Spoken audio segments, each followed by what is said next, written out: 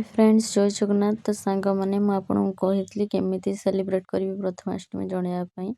तो ये मुझे पूजा करने जेहेतु मुझे प्रथम पूजा करुच्ची तो पूजा विषय मत कि बेस जना नाला से माँ मत हेल्प करुले पूजा केमती करी।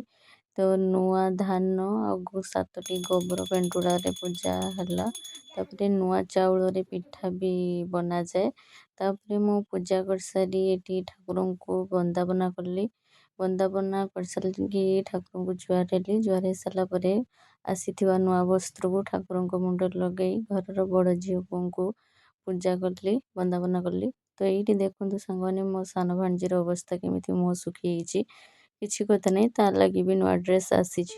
तो ये मोर पूजा सरला से शंख बजेली। तो पूजा सरला मु चलिली घर बड़ बड़ुआ मानू बाड़ी खाद्य समर्पाई।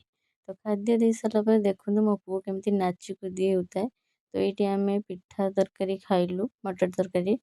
तो फाइनाल लुक रे पहुँची गलु। आपण मानू केमती लगुच आम लुक रही। जय जगन्नाथ।